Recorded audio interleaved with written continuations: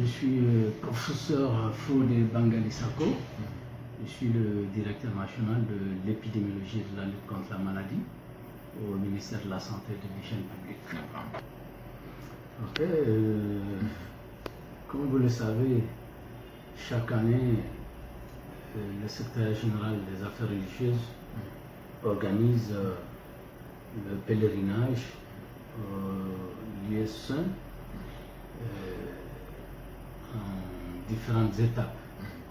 Et l'une des étapes les plus importantes dans le cadre des préparatifs de ce pèlerinage, c'est la vaccination des candidats pèlerins.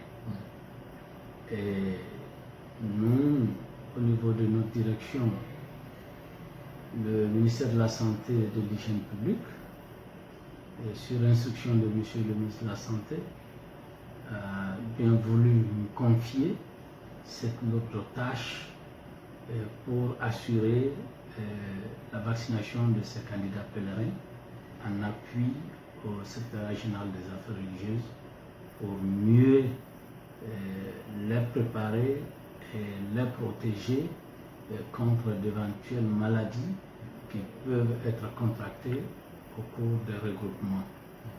Et ce processus, nous l'avons commencé depuis le 14 avril passé. Vous avez vu le lancement qui a eu lieu au niveau du centre islamique et sous la présence de monsieur le ministre secrétaire général des affaires religieuses. Et donc, nous sommes aujourd'hui au 14e jour de cette activité. Et donc, tout se passe bien pour le moment. C'est ce que je peux vous dire concernant l'évolution de cette activité. Okay. Oui, bien sûr, nous faisons une réunion de restitution pour faire l'état des lieux des activités chaque jour. Et jusqu'à hier, nous avons dans nos statistiques 6074 candidats pèlerins qui sont immunisés. Et dans ça, il y a, disons, deux catégories. Parce que les deux types de vaccins que nous utilisons, c'est le vaccin contre la fièvre jaune et le vaccin contre la méningite. La fièvre jaune, quand on prend le vaccin, aujourd'hui, c'est un vaccin dont l'efficacité pour protéger la personne, une fois que c'est pris, c'est à vie. Et donc c'est pour dire que certains l'ont déjà pris, on ne les revaccine pas, mais on vérifie les documents, on fait une mise à jour, on leur octroie un carnet spécifique dédié au H. Et d'autres qui n'ont jamais pris ce vaccin, et on essaie de les catégoriser. Ceux-ci, ils sont donc vaccinés avec les deux antigènes. Et ceux qui ont déjà pris la fièvre jaune, on leur donne la méningite si le vaccin contre la méningite n'est pas à jour.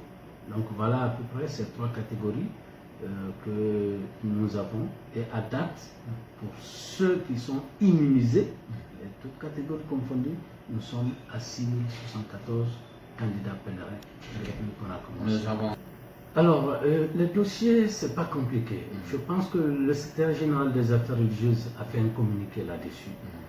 Et ce communiqué a été très clair. Il y a des documents qui sont exigés. Le premier document d'abord qui est demandé, c'est le certificat d'aptitude médicale.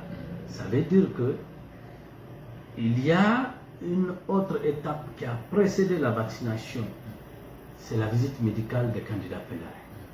Cette visite médicale permet de dire qu'un candidat pèlerin est dans les conditions physiques et mentales d'effectuer le Hajj. Et ce certificat, nous le vérifions. Qui l'a délivré? Parce qu'il y a des médecins qui ont été désignés par un acte signé par M. le ministre de la Santé et de l'Hygiène publique. Et donc, ce n'est pas n'importe quel médecin qui va examiner ces candidats pèlerins pour éviter que certains candidats pèlerins qui ne répondent pas vraiment aux critères de santé, notamment leur aptitude physique et mentale, puissent se retrouver là-bas. Et des fois, ça peut se sanctionner par la mort si la personne n'est pas vraiment apte.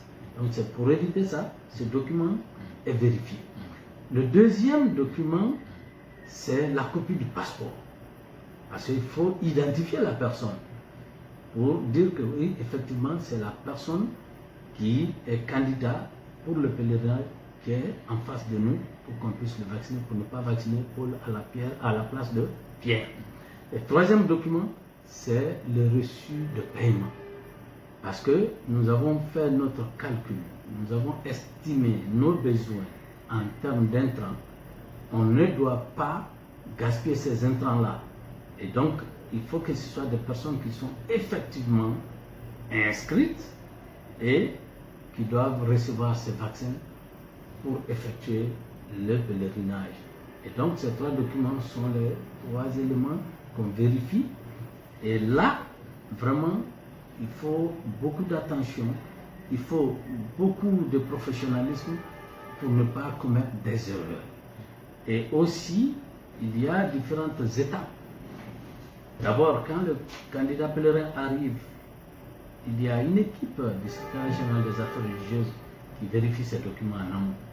Ensuite, il est orienté vers un agent enregistreur et l'agent enregistreur vérifie les informations à son niveau également et ensuite il est orienté vers les agents vaccinateurs.